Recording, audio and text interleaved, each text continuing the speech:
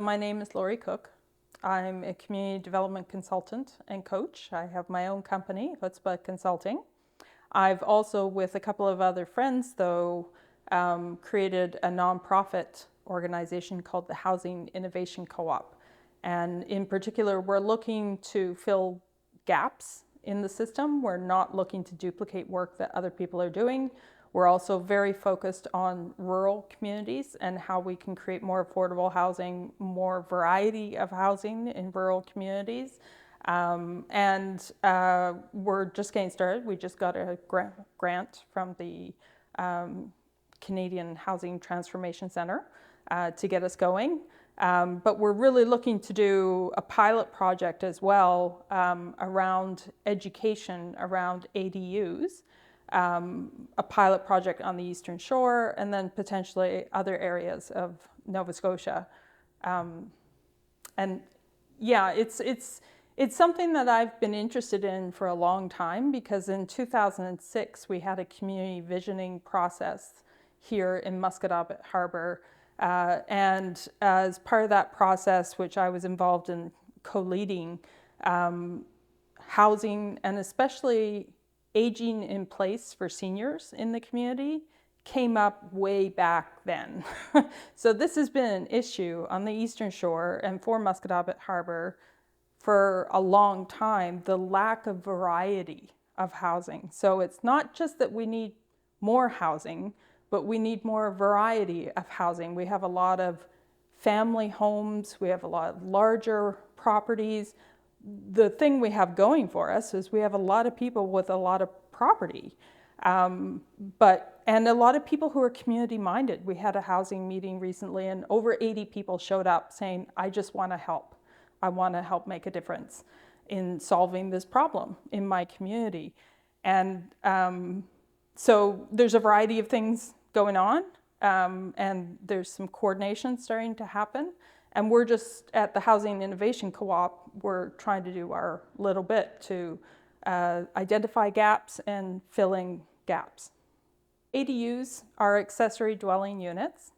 And in the past, for instance, when the community visioning process was being done in Musquodoboit Harbour in 2006, and even when the community development plan was being created in 2014 for Musquodoboit Harbour, which a lot of the same issues came up again, including housing, there was a real sense from HRM, Halifax Regional Municipality, that they did not want growth outside of the core of the city. And there were a lot of policies in place that prohibited any kind of growth outside the city other than regional. They did identify regional growth centers, and Musquodoboit Harbour is one of those. In fact, a few years ago, they tried to take away that status, and the community got very active and very vocal and managed to keep that status and convince council they should keep Musquodoboit Harbour as a regional growth centre. But it was a symptom of this larger policy and point of view that was sort of anti-growth outside the core of the city, and really didn't recognize the needs or interests of rural areas in HRM, of which I think about 75% of HRM is rural property, land. And unfortunately, though, it's a much smaller population, so it's hard to get noticed. Now, a few years ago, they did come up with a rural planning team, which was a very positive move. But even more recently, they've come up with new policies, especially one around what's called gentle density, that is specifically related to trying to encourage people to think about ADUs and putting an ADU on their property. And my understanding is, when I looked at this a while ago, you can actually, if you fit within certain zoning areas like mixed use or residential 6, R6, you can put an ADU on your property as of right without permits at the municipal level, as long as you follow certain rules, like it has to be more than 16 feet from the building, has to be under 500 square feet total as a building, and then you have to address the provincial requirements for septic and sewage and water and that sort of thing. But there was a complete switch in policy position just a few years ago.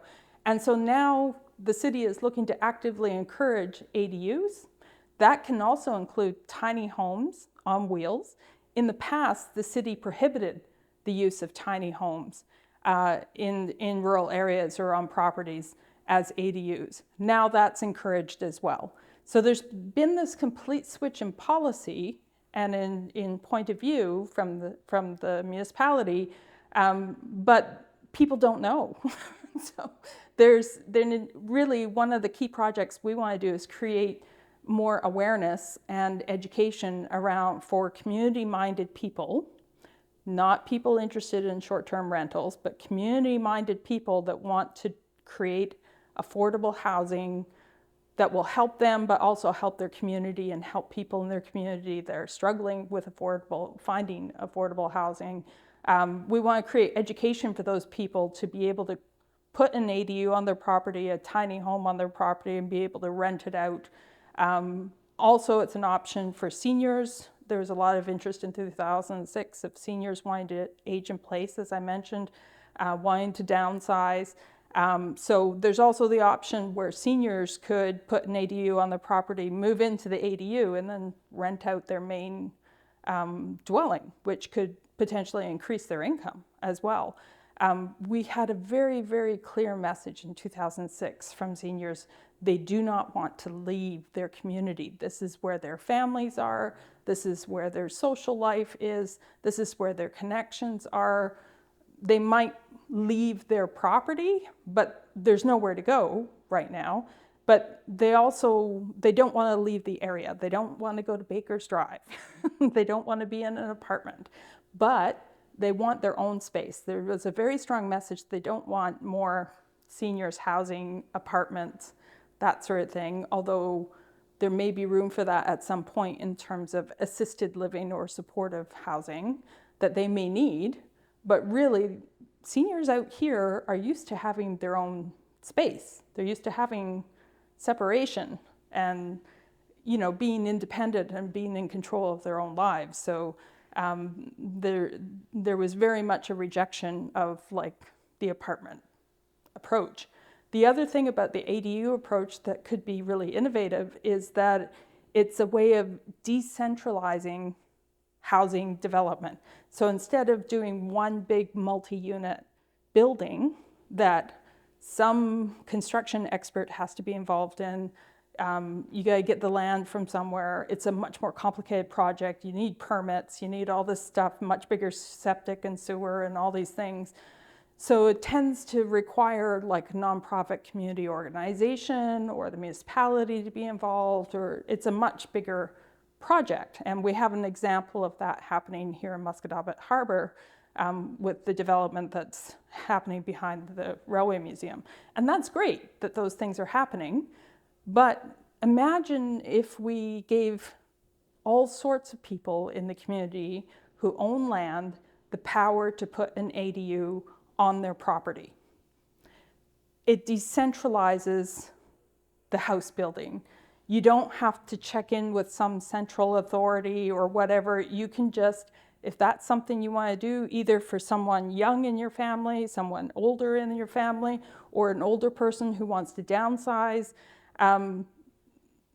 it makes it much easier to be able to just put an ADU on your property. So we think it could be really revolutionary in terms of giving power to the people to actually make a difference in their own community in relation to creating more affordable housing options for people in their community.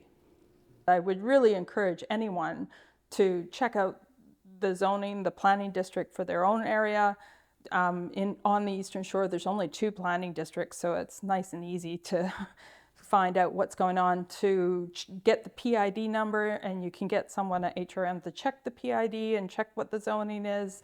And then once you know the zoning, usually it has to be mixed use or what's called R6, which is residential 6, to allow the as of right addition of an ADU or a secondary suite. And it's on a piece of land. So if you have 30 acres my understanding is you can have a main dwelling, a secondary unit, and an ADU. If you divide those 30 acres into like 1 acre plots, so you have 30 1-acre plots, then you could have 30 main dwellings, 30 secondary units, and 30 ADUs. So that's my current understanding. We're doing research now to double check that understanding. So I would encourage anyone listening to this to definitely check with the city themselves and check with the rural planning team, especially to know what's going on or what's permitted in their own area. But that's so potentially, if you had a 30-acre piece of land that could that was subdivided into 30 parcels, you could have 90 houses, units. Now you have to have the appropriate sewer, septic, water, whatever. But it's kind of exciting to think about, and it's not something I don't think a lot of people know that it is per parcel of land, I think, but you could subdivide. And the other issue, of course, is road access. So there has to be I think.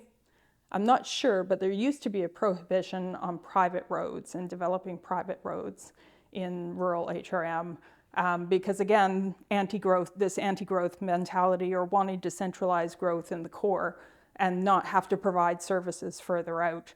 But again, that's sort of shifting, right? And as it's becoming harder to find housing in the core of HRM, the mindset around housing, increasing housing in rural areas, changing policy in rural areas, it has shifted and is continuing to shift.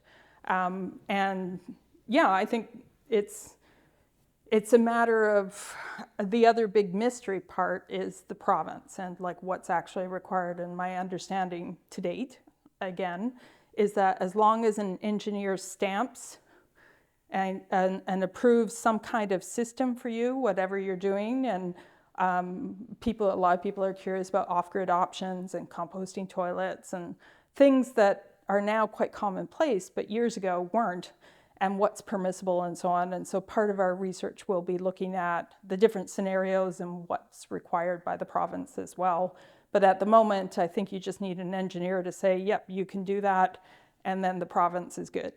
There was a report that just came out related to housing in Nova Scotia, and rural is often overlooked. And there's a big focus on the cities and big multi-unit apartment dwellings and how to do that and building capacity to do that.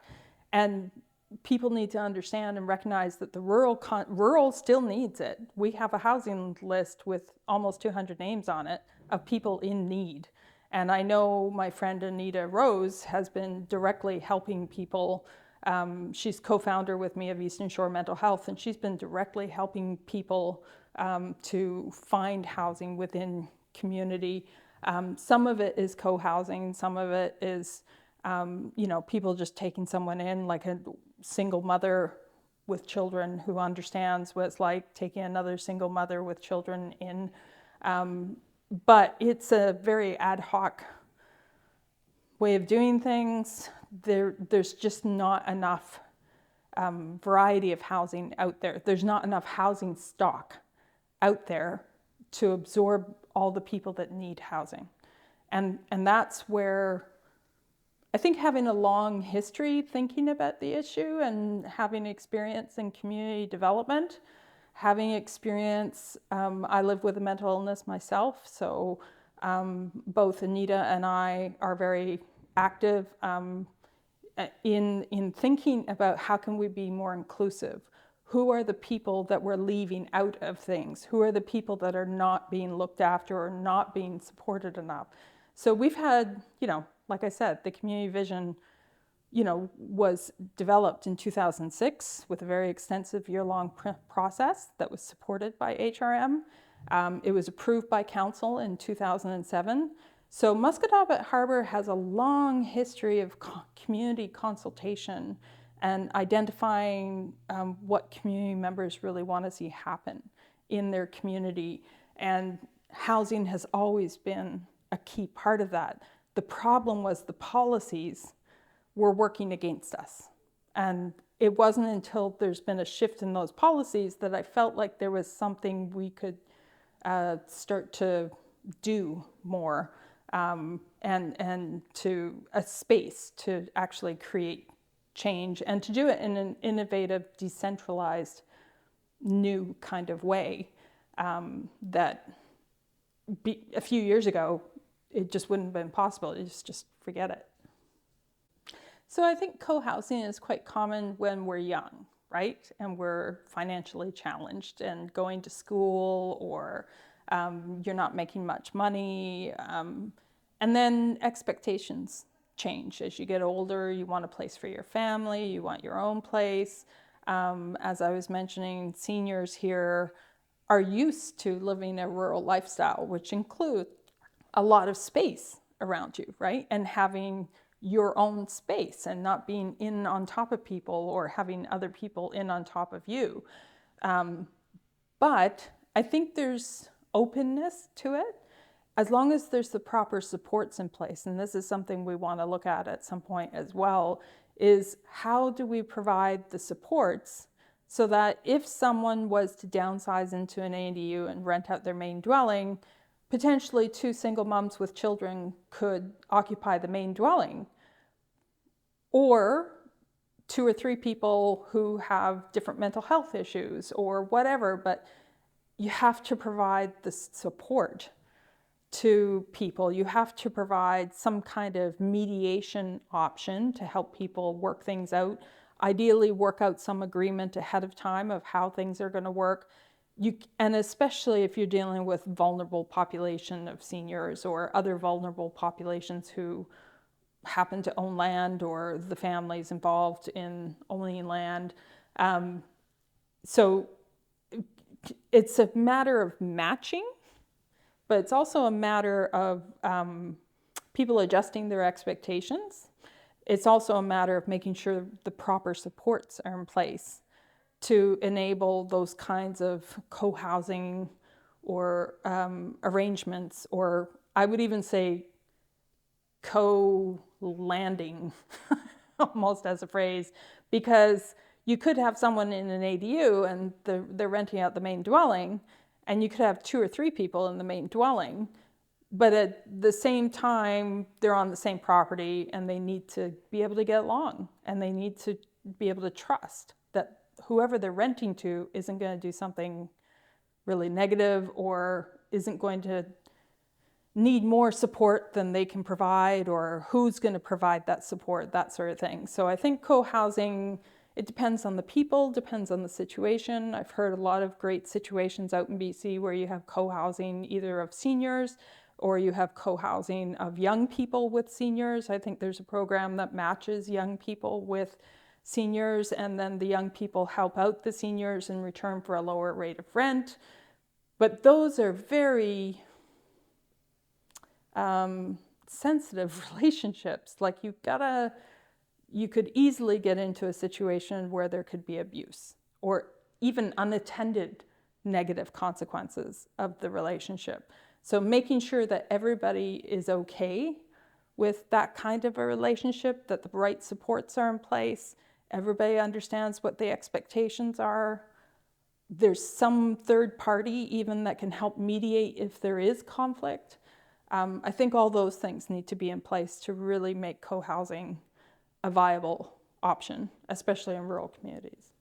Co-housing really needs a high level of trust between participants for it to work. So where I've seen it be most successful, for instance, there's an example of people coming together and co-living, co-housing in Bridgewater. I've heard of other examples, but it's where people knew each other, or there was a core group that knew each other and then they took in 2 or 3 others.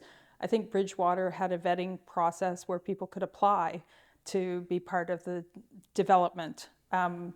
And so I think that's one of the key issues, besides the idea of providing support, is you need to support the development of trust somehow amongst the people who are going to be sharing space, sharing land, sharing a house in some way. I find the term co-housing is a bit misleading. I think sharing housing, sharing land is more self-evident of what's actually going on. And when we talk about sharing something, I think it's easier to understand, oh, that means this, and this needs to be in place, and trust is way up at the top of the list there. If you're going to be sharing land or sharing a house in some way, people and people in rural communities especially are very sensitive about their space, right? You know, there is a bit of a even outsider, you know, CFA, come from away, sort of, I don't know if I want to share property or land or something with that person. So I think there's an education process that really needs to happen around what are the benefits of shared housing or sharing land, what are the challenges, so everybody understands what are the expectations, and everybody's on board. And yes, you can put lots of stuff in writing and in an agreement, but that's only going to take you so far. We have examples of tons of tenants who have you know, been told are being evicted by their landlords or something, even though they have an agreement in place. We have examples of landlords who have tenants who are abusing the use of the space that they're renting, and there's huge complaints at the tenancy boards and huge backlog. So we really, if you're doing shared housing or shared land, which is how I would include like an ADU or tiny home being on another person's property, really got to think through that question of trust and what needs to be in place for me to trust this person, and that I'm happy to share my house or my land with them or with someone else. I think there's different expectations and understandings of sharing space, I'll call it, within rural communities and then within suburban and within rural. And rural people are used to a lot of space. And they have, community is very strong in rural communities, but there's also a bit of a pushback on people who are from away. You know, so it takes time for people to get used to people and people to be integrated into community. And I am a CFA. My mother's from North End Halifax, but I grew up in British Columbia. So I often say I married into the area because I married an Eastern Shore boy.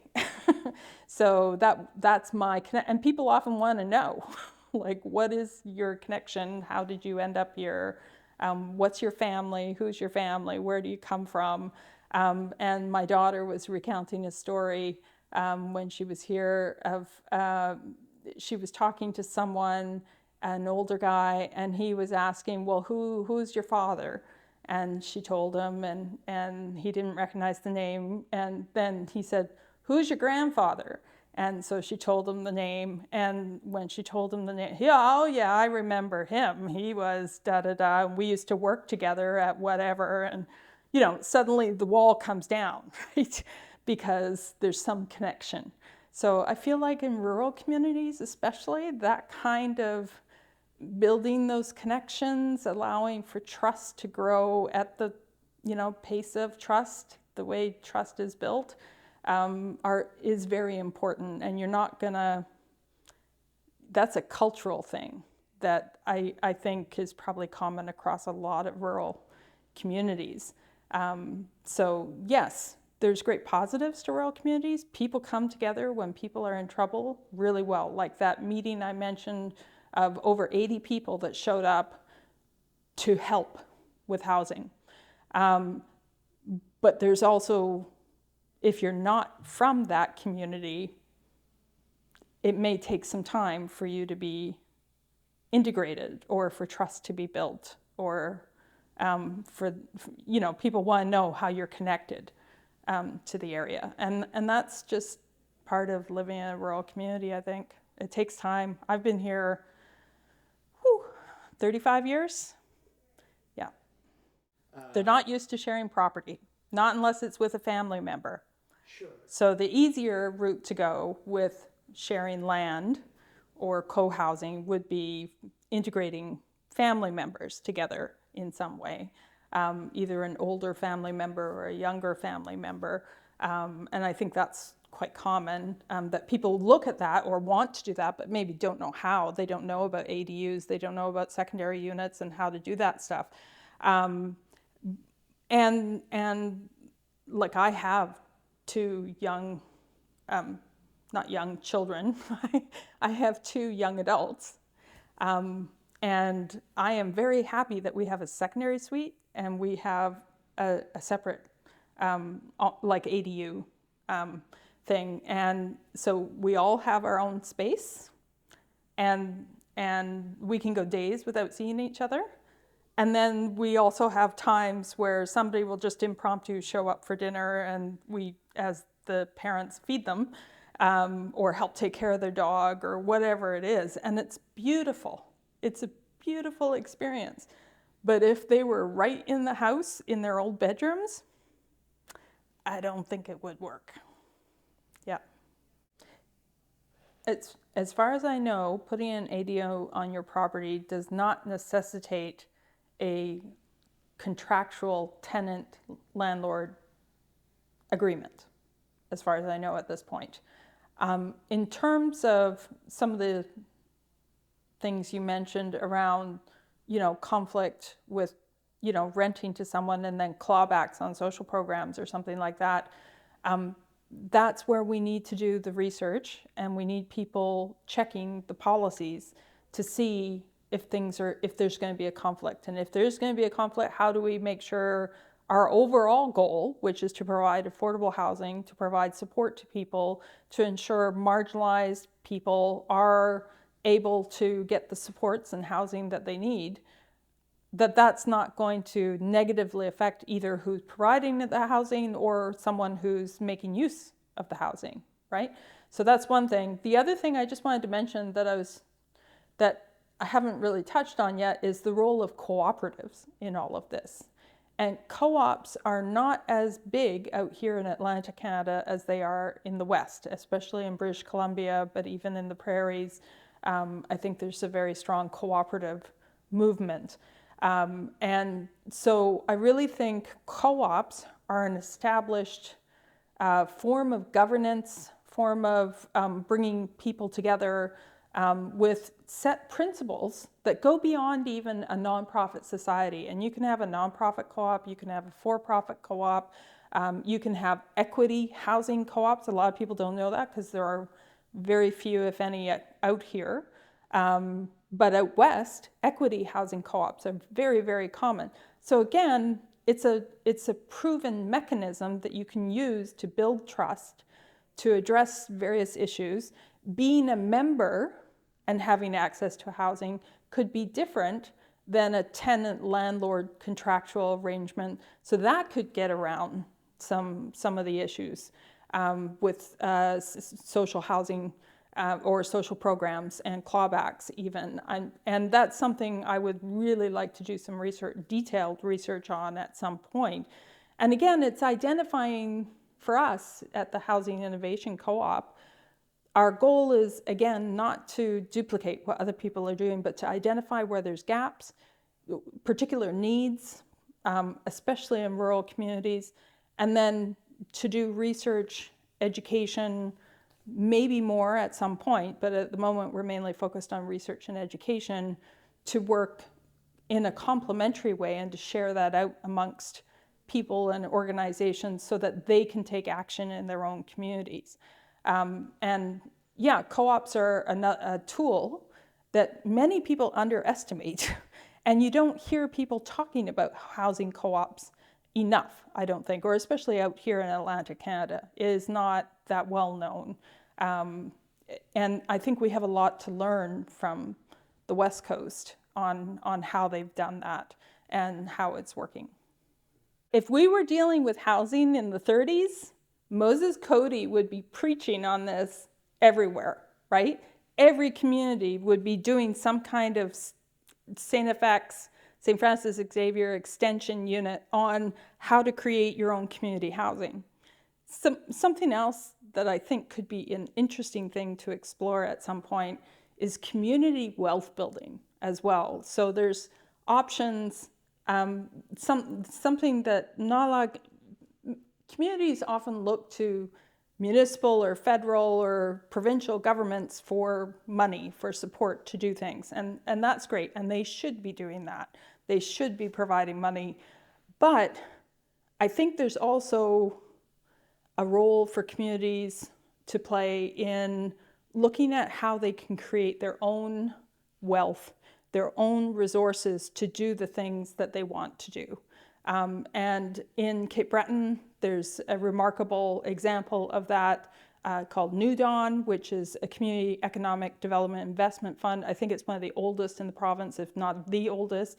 I'm pretty sure they have some involvement with housing up there in Cape Breton and around Sydney. We have the example of FarmWorks, which is a community economic development investment fund that people who value local food put together. Now that's focused on encouraging and supporting local food production and distribution, including like the brewery down in Sheet Harbour, Sober Island Brewery, Emma's restaurant Uprooted and Market, and a restaurant down West Pepeswick that I would highly encourage people to check out.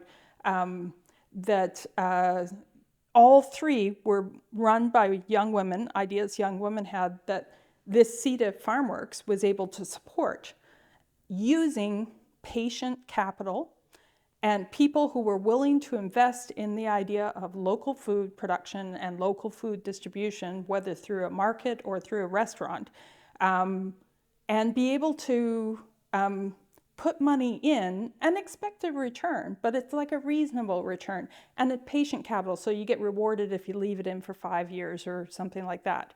So CEDIFs, Community Economic Development Investment Funds, are a great tool, and Nova Scotia was the leader in them for a long time.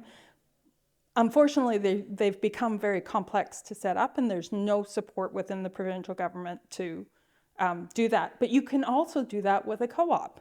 So co-ops in Nova Scotia, as I understand it right now, you can have a co-op with members who are involved in the governance of the co-op, but you can also have investors. There's a specific class of members who are not involved in the governance, but they're investing in the co-op. So you could use a co-op structure to create a way for people in a community, like the 80 people that came out to a meeting.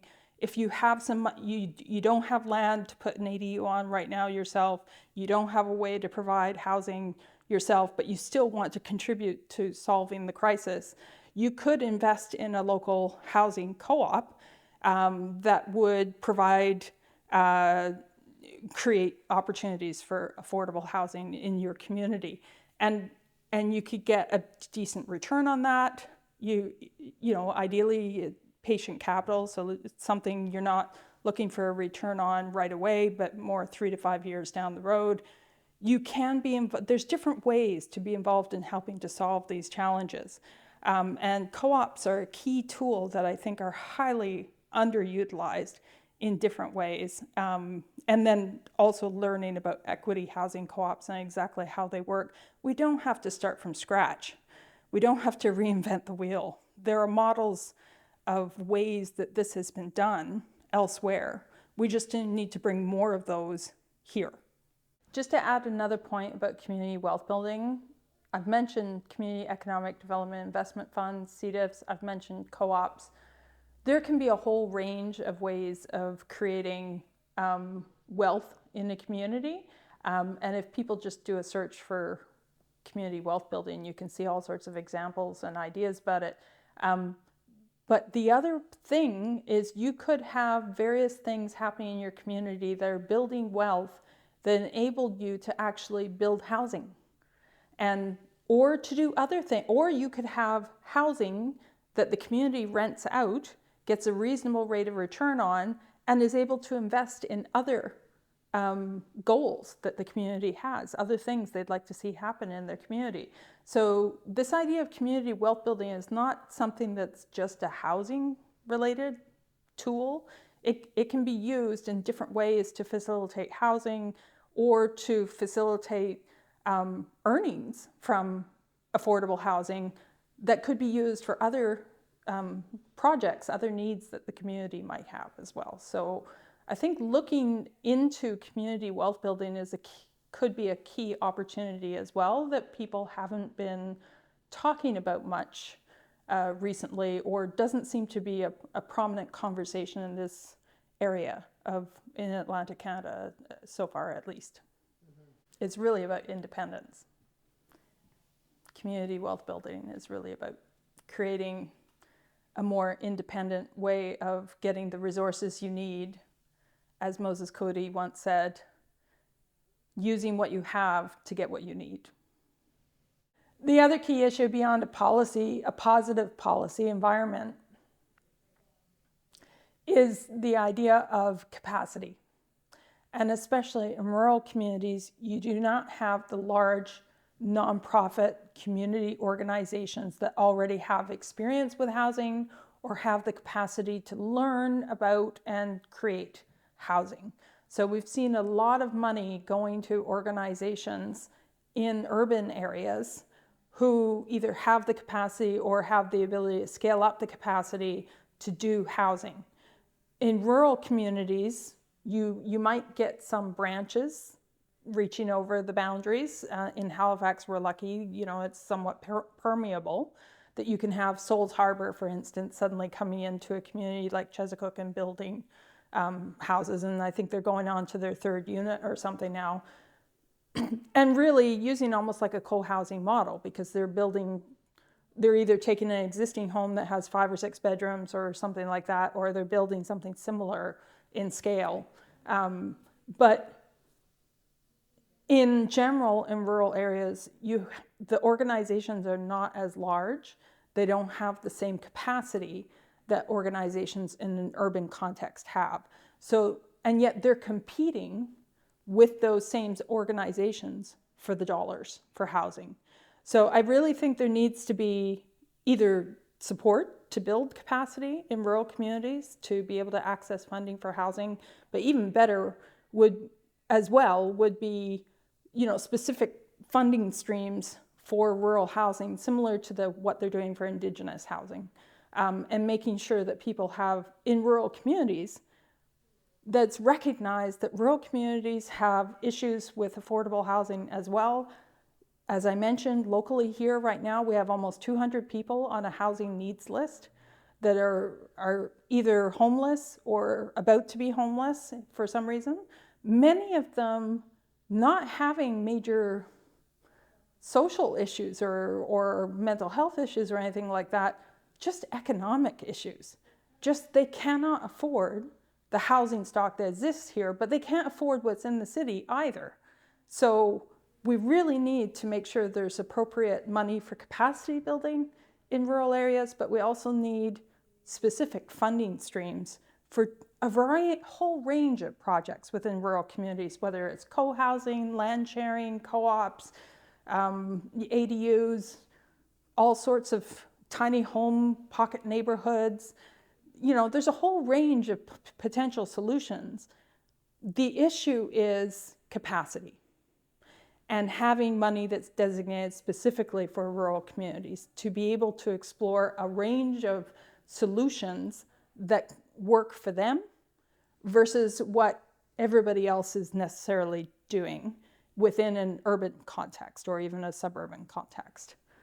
Really need to look at rural as a very specific situation and the affordable housing needs within a specific rural context, and give rural the capacity and the money to do things their way, whatever works best for them.